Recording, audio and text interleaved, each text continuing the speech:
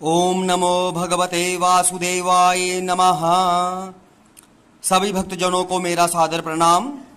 आज हम पुरुषोत्तम मास में आने वाली पद्मिनी एकादशी व्रत की कथा करेंगे, अधिक मास शुक्ल पक्ष की। सभी से निवेदन है कि कथा को ध्यान से सुने और पूरी सुने। युधिष्ठिर जी बोले, हे जनार्दन, मल मास के शुक्ल पक्ष में कौन सी एकादशी होती है, उसका क्या नाम है और क्या विधि है, सो मुझसे कहिए। श्री कृष्ण जी बोले, मल मास में पद्मिनी नाम की पवित्र एकादशी होती है। यत्न पूर्वक उसका उपवास करने से वह पद्य नाम के पुर को पहुंचा देती है। मल मास की एकादशी पवित्र और पाप को दूर करने वाली कही गई है। उसका फल ब्रह्म जी भी नहीं कह सकते। प्राचीन समय में ब्रह्मा जी ने पद्मिनी के उत्तम व्रत का विधि पूर्वक नारद जी से वर्णन किया है। यह पापों का नाश करने वाला और भक्ति मुक्ति को देने वाला है। हे राजन, दशमी के दिन नियम करें। कांसे के वासन में भोजन मांस, मसूर, चना, कोदों, शहद, पराया अन्न से दशमी के दिन वर्जित है।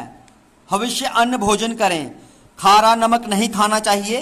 दशमी के दिन भूमि पर शयन करें और ब्रह्मचार्य से रहें। एकादशी के दिन सवेरे उठकर गोबर, मिट्टी, तिल, कुशा लेकर पवित्र होकर आमल का चूर्ण शरीर में लगाकर विधि पूर्वक स्नान करें। इस मंत्र को पढ़े सो भुजा वाले श्री कृष्ण रूपी 12 ने तुमको धारण किया है। हे मृतिके, तुम कश्यप जी से अभिमंत्रित की हुई ब्रह्मा जी से दी हुई हो। मैंने सिर और नेत्रों में तुमको लगाया। मेरे अंग को पवित्र करो। हे मृतिके, भगवान के पूजन के योग्य मुझे करो। तुमको नमस्कार है। सब औषधियों से पैदा हुआ गो के उद में स्थित पृथ्वी को पवित्र करने वाला गोबर शुद्ध करो। ब्रह्मा जी के थूक से पैदा हुए लोक को पवित्र करने वाले आमले स्पर्श करने से तू मेरे शरीर को पवित्र कर। तुमको नमस्कार है। हे देवताओं के देवता, हे शंख, हे चक्र गदा धारण करने वाले, हे जगन्नाथ विष्णु, मुझको तीर्थ में स्नान करने की आज्ञा दीजिए। वरुण के मंत्रों को जप कर गंगादि तीर्थों का स्मरण करके जहां कहीं जलाशय हो उसमें विधि पूर्वक स्नान करें। फिर धोती पहनकर भगवान का पूजन करें। विधि पूर्वक संध्या करके और पितरों का तर्पण करें। एक मास से स्वर्ण की बनाई हुई राधा कृष्ण जी की मूर्ति, महादेव पार्वती की विधि पूर्वक पूजा करें। कलश के ऊपर तांबे अथवा मिट्टी के पात्र से उत्तम वस्त्र रखकर सुगंधित करके देवता को स्थापित करें। उसके ऊपर तांबे, चांदी व स्वर्ण का पात्र रखें। उसमें मूर्ति को रखकर विधि पूर्वक पूजन करें। सुंदर जल, गंध, धूप, चंदन, अगर, कपूर, इनसे भगवान जी का पूजन करें। कस्तूरी, कुमकुम, श्वेत कमल और नैवेद्य, धूप, दीपक, कपूर और आरती से केशव जी और शिव जी का पूजन करें। भगवान के सामने नृत्य और कीर्तन कर मिथ्या भाषण न करे। सत्य बोले, रजस्वला का स्पर्श न करे। ब्राह्मण और गुरु जी की निंदा न करें। वैष्णवों को संग लेकर ठाकुर जी के सामने कथा सुने। मल मास के शुक्ल पक्ष की एकादशी में पानी न पिएं अथवा इस व्रत में जलपान व दूध पीकर रहना चाहिए और कुछ नहीं खाना चाहिए। रात में कीर्तन और बाजे बजाकर जागरण करना चाहिए। रात के प्रथम प्रहर में पूजा में गोला रखकर अर्घ्य देना चाहिए। दूसरे में श्रीफल से और तीसरे में बिनोरे से, चौथे पहर में सुपारी से अर्घ्य देना चाहिए। विशेष करके नारंगी से पूजन करना उचित है। प्रथम प्रहर में जागरण से अग्निष्टोम का यज्ञ का पुण्य होता है। दूसरे प्रहर में वाजपेय का, तीसरे प्रहर में अश्वमेध का और चौथे प्रहर में राजसूर्य का फल मिलता है। इससे अधिक न कोई पुण्य है, न यज्ञ है, न कोई व्रत करता है,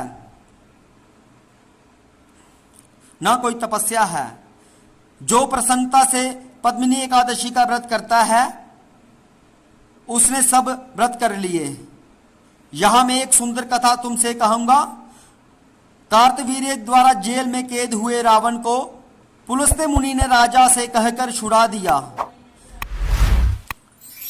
इस आश्चर्य को सुनकर नारद जी पुलस्त्य मुनि से पूछने लगे कि इंद्र समेत सब देवता जिस रावण ने जीत लिए, उस रावण को कार्तवीर्य ने कैसे जीत लिया। तब पुलस्त्य मुनि बोले, हे वत्स, मैं कार्तवीर्य की उत्पत्ति तुमसे कहूंगा, तुम सुनो। त्रेता युग में महिष्मतिपुरी में हयो के कुल में कार्तवीर्य नाम का एक बड़ा राजा पैदा हुआ। उस राजा के 1000 रानियां थी, परंतु उनमें से किसी के पुत्र नहीं हुआ। उसने देवता, पितृगण और बड़े बड़े सिद्धों का पूजन किया और व्रत भी किए, परंतु पुत्र की प्राप्ति नहीं हुई। राजा ने मन में विचार किया कि तपस्या करने से इच्छा पूरी होती है। यह सोचकर वह राज्य को मंत्री को सौंपकर तप करने चला गया। राजा हरिश्चंद्र की पुत्री पद्मिनी उस राजा की रानी थी। वह भी अपने पति के साथ गंधमादन पर्वत पर चली गई। राजा ने 10,000 वर्ष तपस्या की और उसके शरीर में हड्डी और चमड़ा रह गया। तब पद्मिनी नम्रता से पतिव्रता अनसुईया से पूछने लगी कि हे साध्वी, मेरे पति को तपस्या करते हुए 10,000 वर्ष बीत गए, तो भी कष्टों को दूर करने वाले केशव जी प्रसन्न नहीं हुए। इसलिए हे महाभागे, मुझको यथार्थ व्रत बतलाओ जिससे भगवान प्रसन्न हो जाएं और पुत्र होने का वरदान प्रदान करें। हमारे राजा के पुत्र के न होने से अत्यंत दुखी हैं, क्योंकि पुत्रहीन मनुष्य को मोक्ष नहीं मिलता।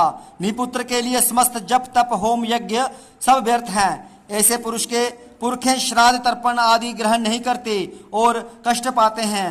अतः ऐसा व्रत बतलाइए जिससे श्रेष्ठ चक्रवर्ती पुत्र पैदा हो। पद्मिनी रानी की बात सुनकर पतिव्रता अनसुईया प्रसन्न होकर बोली, हे सुश्रू, यह मल मास 12 महीनों में अधिक श्रेष्ठ होता है। यह 32 महीनों में आता है। इसमें परमा और पद्मिनी नाम की 2 एकादशियां होती हैं।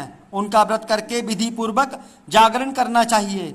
इनके करने से पुत्र देने वाले भगवान शीघ्र प्रसन्न होंगे। यह कहकर अनसुईया ने व्रत की विधि उनको समझा दी। उसे सुनकर पुत्र होने की कामना से सब विधि को किया। व्रत पूर्ण होने पर केशव भगवान शीघ्र प्रसन्न हो गए। गरुड़ध्वज भगवान बोले कि हे सुंदरी, वर मांग। यह सुनकर पद्मिनी प्रसन्न होकर बोली कि मेरे पति को बहुत बड़ा वरदान दीजिए। भगवान बोले कि हे भद्रे, तूने मुझे प्रसन्न कर दिया। जैसा मलमास मुझे पराया है, जैसा मल मास मुझे प्यारा है, वैसा दूसरा नहीं है। उसमें एकादशी मुझको विशेष प्रिय है। हे सुंदरी, तूने विधि पूर्वक एकादशी का व्रत किया है, इससे मैं तुम पर प्रसन्न हूं। तुम्हारे पति को इच्छा अनुसार वर दूंगा। यह कहकर संसार का दुख हरने वाले भगवान राजा से बोले, हे राजेंद्र, अपनी इच्छा अनुसार वर मांग लो। रानी ने तुम्हारी कामना सिद्ध होने के लिए मुझे प्रसन्न कर लिया है। विष्णु जी का वचन सुनकर राजा प्रसन्न हो गया। जिसको सब लोग नमस्कार करें, ऐसा बड़ा भुजाओं वाला पुत्र मांगा। राजा के ऐसे कहने पर बहुत अच्छा कहकर भगवान अंतर्ध्यान हो गए। राजा भी रानी समेत हृष्ट पुष्ट और प्रसन्न हो गया। स्त्री पुरुषों से युक्त अपने नगर में आ गया। पद्मिनी के बड़ा बलवान कार्तवीर्य नामक पुत्र हुआ। उसके समान त्रिलोकी में कोई मनुष्य नहीं था।